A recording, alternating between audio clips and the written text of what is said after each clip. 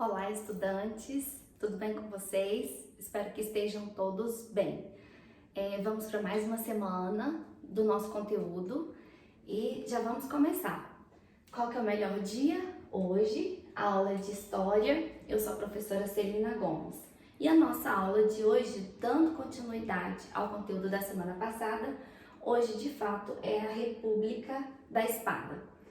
Então, nós já estamos no período da República no Brasil. A República foi proclamada e nós agora temos essa forma de governo. A palavra República, ela é de origem latina e significa coisa pública, coisa de todos, né? Ou seja, a República, ela é de interesse de todos os cidadãos.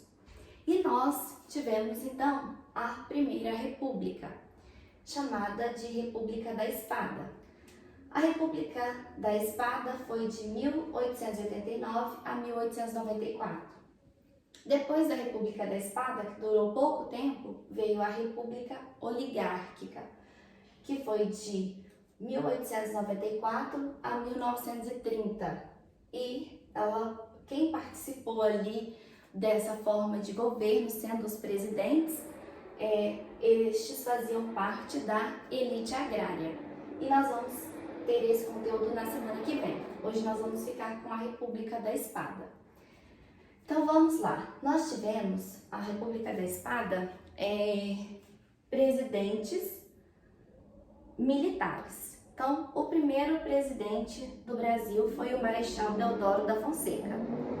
Marechal Deodoro da Fonseca, quando iniciou a República, ele fez algumas medidas, como, por exemplo, o seu governo ele foi provisório e logo ele deu fim à primeira Constituição do Brasil, que foi aquela Constituição de 1824. Então, aquela Constituição não valia mais para o território brasileiro. Ocorreu a separação entre igreja e o Estado. Não tinha mais aquela obrigatoriedade de seguir o catolicismo, né? Sendo religião oficial. Deodoro também instituiu o casamento civil, a naturalização de estrangeiros que estavam aqui no Brasil. As províncias passaram a ser chamadas de estados e logo ele criou uma Assembleia Constituinte para fazer a nova Constituição do Brasil. E essa Constituição, ela vai ter muitas características e semelhanças, né, aos Estados Unidos. Tanto que, nesse momento, quando o Brasil ele sai de monarquia e vai para a República, o Brasil se aproxima mais dos Estados Unidos e distancia um pouquinho da Inglaterra. Olha só, Deodoro, então, quando institui, né, convoca essa Assembleia Constituinte, ele vai promulgar a nova Constituição. Eu coloquei o nome aqui promulgada para a gente entender que a primeira Constituição lá de 1824, ela foi uma Constituição outorgada, uma Constituição imposta. Já a Constituição promulgada foi uma Constituição discutida e que muitas pessoas participaram na elaboração dessa Constituição. E veja que as mudanças que ocorreram na nova Constituição do Brasil, a primeira Constituição da República. Passou a ser agora 3 poderes, né? O Executivo, o Legislativo e o Judiciário. O moderador, que fazia parte lá da Constituição de 1824, deixou de existir. O Estado tornou-se laico, que eu havia falado, né? Não é mais a religião católica oficial do território brasileiro. Nós temos agora a liberdade de culto.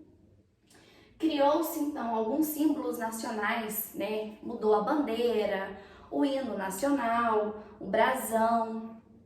E foi o fim do voto censitário. Este voto aqui que foi estipulado lá na Constituição de 1824. O presidente, nessa Constituição, ele tem um mandato de 4 anos, né? Hoje, o presidente ele pode ser reeleito.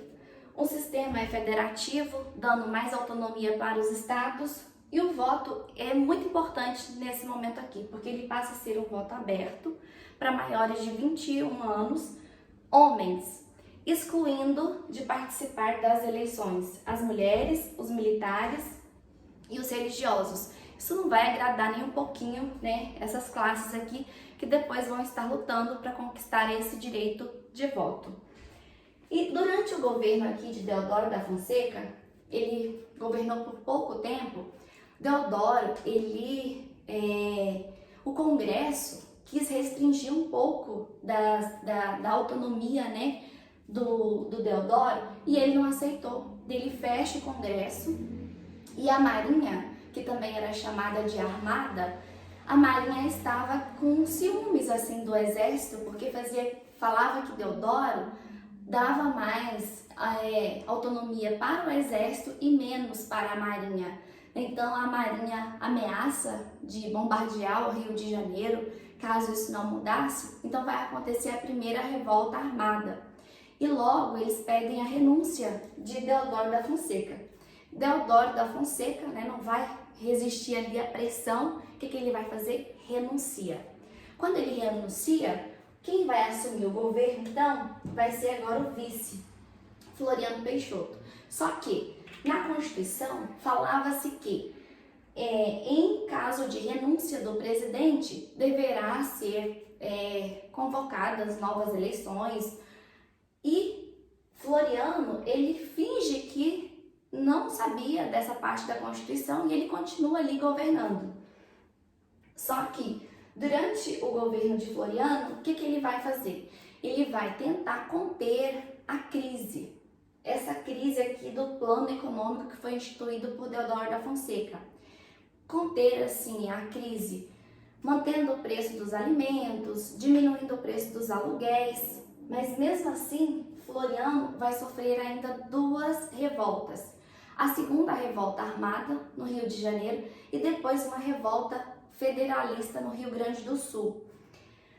Mas, contudo, Floriano ele vai conter essas revoltas durante o seu governo e, devido a isso, ele vai ser conhecido como Marechal de Ferro.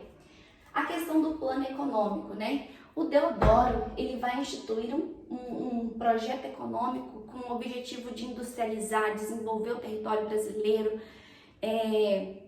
criar indústrias, estimular o consumo.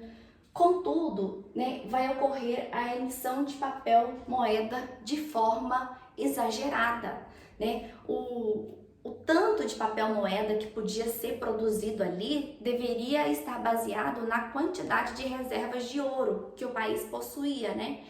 Então, fizeram a mais. E então veio o quê? Uma crise do encilhamento, gerando inflação e surgindo muitas empresas fantasmas.